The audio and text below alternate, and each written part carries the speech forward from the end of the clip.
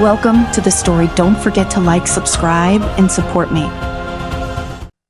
The dense, looming trees of Blackwood Forest had always felt alive in a way that unsettled the people of Eldhaven. It wasn't true just the way the twisted branches seemed to reach out as if in warning, nor the eerie stillness that came over the woods at twilight.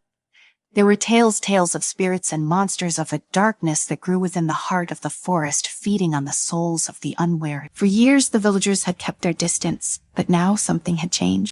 Gale stood at the edge of the forest, gripping his bow tightly, his knuckles white beneath his glove. His eyes scanned the undergrowth, every sound and movement magnified in his mind. The wind whistled softly, but it carried no birdsong, no rustle of small creatures scurrying through the brush. It was as if the forest had swallowed them all, leaving behind an unsettling quiet. Behind him, the village of Eldhaven lay in a state of quiet panic. Livestock had been found mauled, their corpses scattered along the village outskirts. Farmers had gone missing, their bodies never recovered. The villagers whispered of wolves, but Carol knew better. Wolves, didn't he leave behind tracks that vanished as though they had never existed, and didn't he tear apart animals in ways that defied explanation? Kyle wasn't a man prone to fear, but something gnawed at him next. He had hunted in these woods for years, never venturing beyond the safer edges, and even he had heard the old tale.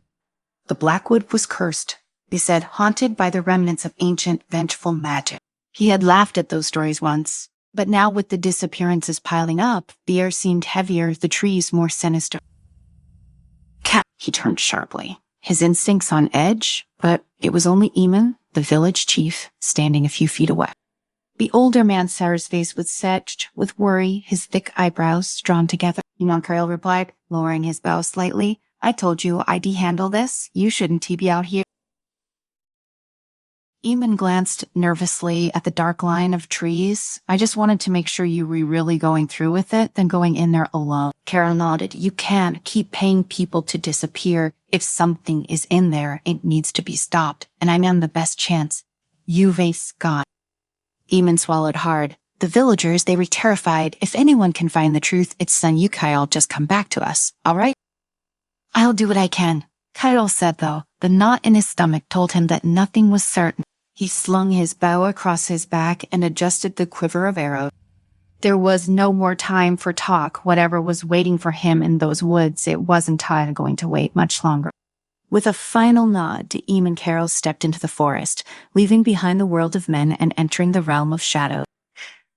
The further he ventured into the Blackwood, the thicker the air became, as though the forest was pressing down on him, suffocating him. The sounds of Eldhaven faded behind him, replaced by an eerie silence that seemed to cling to his skin. His boots crunched softly on the forest floor, but every noise felt too loud in the oppressive quiet. The deeper Carol went, the more he felt as though the forest was watching him. The trees loomed closer, their gnarled trunks twisted in unnatural shape. Moss draped over branches like shrouds, and the air grew colder, damp with the smell of decay. An hour passed, maybe more. Time was difficult to track in the gloom. The sun, once high in the sky, had been blotted out by the dense canopy above, leaving Kyle to navigate by the faint, pale light that filtered through the leaves. He was skilled at tracking, but here in this strange and twisted place, his usual instincts felt dull. Then he saw it, movement in the shadows, quick and fleeting, something dark, something unnatural. Kyle froze, his breath catching in his throat. His hand moved instinctively to the bow, fingers brushing the worn wood ready to draw an arrow. But the movement was gone as quickly as it had come, leaving behind only the rustling of leaves. He crouched low, scanning the underbrush with keen eyes. The silence returned, deeper and more suffocating than before. He was about to move when a sound low and guttural rose from the shadows ahead. It was a sound he had never heard before, like the growl of a beast but twisted, unnatural. Without warning, a creature lunged from the underbrush. It was larger than any wolf he had ever seen, its fur matted and black, its eyes glowing with a sickly yellow light. Its jaws snapped, revealing rows of jagged teeth, and its body seemed to ripple with unnatural energy. Carol barely had time to react. He leapt to the side, rolling across the forest floor as the creature's set claws swiped through the air where he had been standing. He came up on one knee, bow drawn, and an arrow notched in a fluid motion. He released the string, the arrow slicing through the air with deadly precision. The arrow struck the creature in the side, but instead of slowing, it only seemed to enrage it further. It let out a howl, a piercing, unnatural sound that reverberated through the forest and charged again, its movements impossibly fast for something of its size. Kyle scrambled backward, his mind racing. He had fought wild beasts before, but this thing wasn't natural. It moved like a predator, but there was something off about it, something wrong. It did bleed the way an animal should, and its eyes weren't the eyes of a creature from this world. With no time to think, Harold notched another arrow and fired, aiming for the creature's head. This time, the arrow found its mark, sinking deep into the beast's skull. The creature staggered, its glowing eyes flickering, before collapsing in a heap at Carell's feet. He stood there, panting, his heart racing. The creature lay still, but Carell didn't trust it. He approached cautiously, his bow still drawn, and nudged the body with the tip of his boot. It didn't move. Only then did Carell allow himself to breathe. Whatever this thing was, it wasn't a wolf, it wasn't even close. He crouched beside the corpse, examining it closely. The fur was matted and smelled of rot, but beneath it, the flesh seemed twisted, warped by something unnatural. Dark veins pulsed beneath the skin, and the bones were wrong. They jutted out at odd angles, as though the creature had been reshaped by some malevolent force. Carell had seen enough. He straightened, wiping sweat from his brow. This was no ordinary hunt. Whatever curse had taken hold of Blackwood Forest, it was ancient and powerful, and it was growing stronger. Carell returned to Eldhaven that night, his body weary from the day's event. The village was quieter than usual, the air thick with tension. He made his way to Irene Sut, the village healer, and the only person who knew more about the forest's dark history than anyone else. Irene was waiting for him, her eyes sharp and knowing. The old woman had always unnerved Carell a bit, with her quiet wisdom and deep connection to the old ways, but now he needed her knowledge more than ever.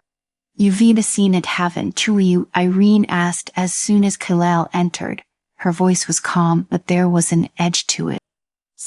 Carell nodded, sitting down across from her. "There's something out there. A creature, but it's not like anything I've seen before. It's unnatural." Irene's eyes darkened, and she sighed deeply. "It's the curse." "The curse?" Irene nodded. "It's been dormant for generations, but its always been there, waiting.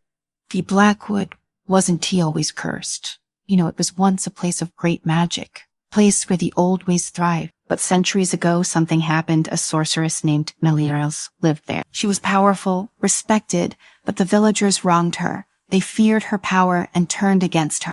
Carell frowned. "What did they do?" "They burned her alive," Irene said, her voice heavy with regret.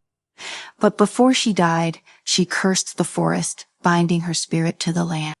She vowed that the forest would become a place of darkness, where her power would grow and consume those who wronged her." Kyle sat back, the weight of Irene's words sinking in. "So the monster, they were a manifestation of her curse," Irene confirmed. "As the curse grows stronger, the forest warps and the creatures within it become twisted. It's been centuries, but now the curse has awakened again, and it's spread it." Kyle leaned forward, resting his elbows on his knees, his mind churning with the weight of Irene's words. The curse that had twisted the Blackwood Forest was far older and far darker than he had imagined, but knowing the truth only left him with more questions. "How do I stop it?" Irene was silent for a moment, her wrinkled hands resting on the table between them. Finally, she spoke. "The curse can only be undone by confronting the spirit of Malice herself. But it won't be easy. The heart of the forest where her spirit resides is guarded by the strongest of her creations. You'll have to pass through them to reach her."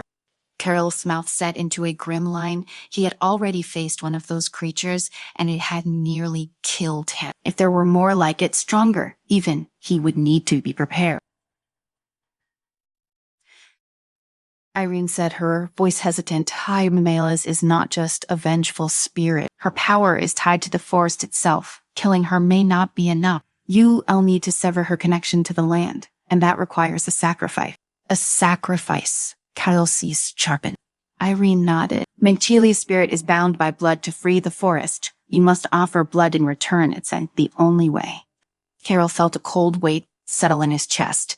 He wasn't afraid of the fight ahead. He had faced death more times than he could count. But the idea of giving something of himself, something deeper, stirred a fear he hadn't felt before.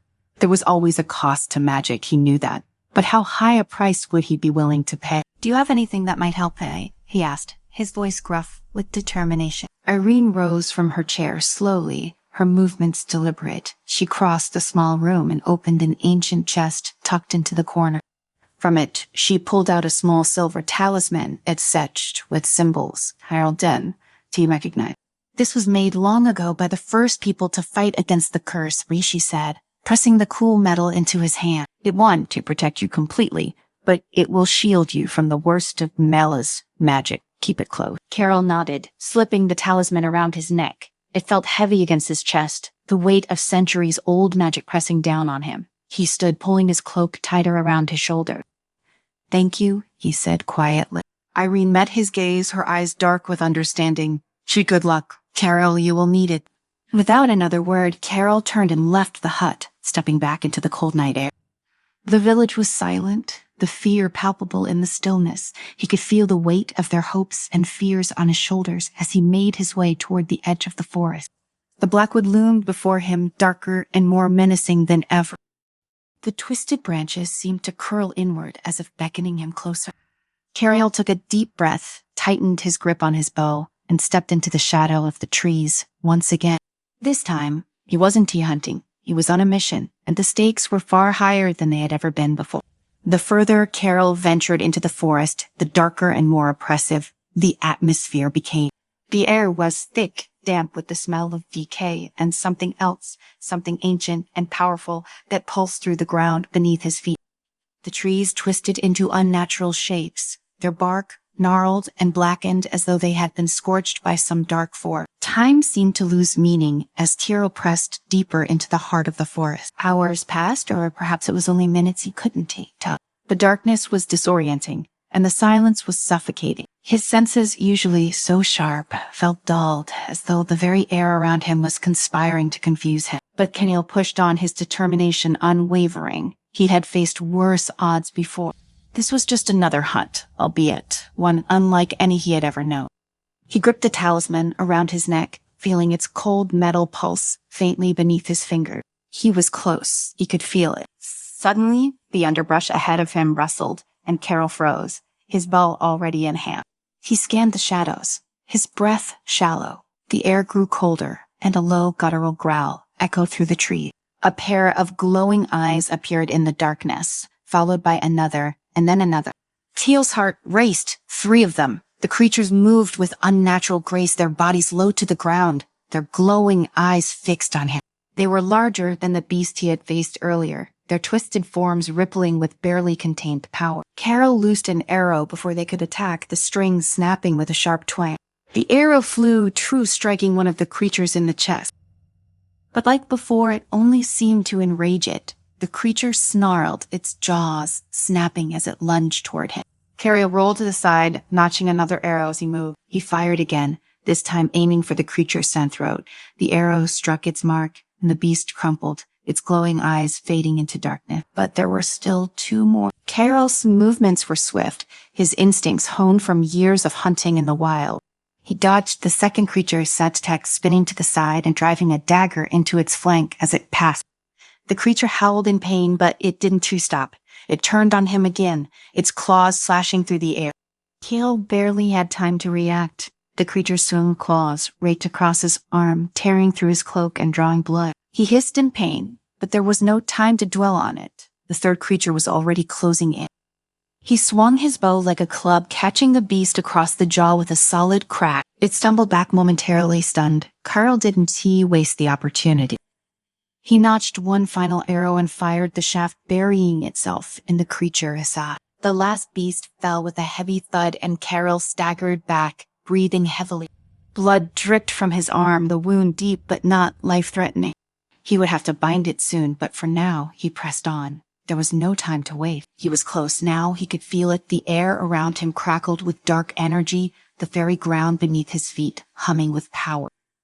The trees thinned as he neared the center of the forest, revealing a clearing bathed in an unnatural light. In the center of the clearing stood an ancient, crumbling stone altar overgrown with vines and moss. The The air around it shimmered with dark magic, and Kyle could feel the weight of the curse pressing down on him. And there, standing beside the altar, was the spirit of Mally. She was not, as Carol had imagined. Her form was ethereal, her once beautiful features twisted by centuries of anger and hatred. Her eyes glowed with an otherworldly light, and her long, dark hair flowed like smoke around her. "Who dares enter my domain?" Her voice echoed, cold and full of malice. Kyle stepped forward, his hand tightening around the hilt of his dagger. "I've come to end this," he said, his voice steady despite the fear that gnawed at his inside. Cornelius laughed, a sound that sent a chill down Kyle's spine. "You think you can end me, Hunter. I am bound to this forest by blood and magic far older than you could ever understand." Carol lifted the talisman from around his neck, holding it out in front of him. "I know about the curse. I know what you did, and I know how to break it." Mal's eyes narrowed, her ethereal form flickering as she regarded the talisman. "You cannot break the curse without sacrifice. Are you willing to give your life for this village, for these people who abandoned me?" Cal hesitated, the weight of her words settling heavily on his chest. Was he willing to sacrifice himself? Could he? But there was no other choice. Without a word, Carol stepped forward, his heart pounding in his chest. The air around him crackled with dark energy as he approached the altar, his every step slow and deliberate. And as he reached the altar, he knew this was it, the end.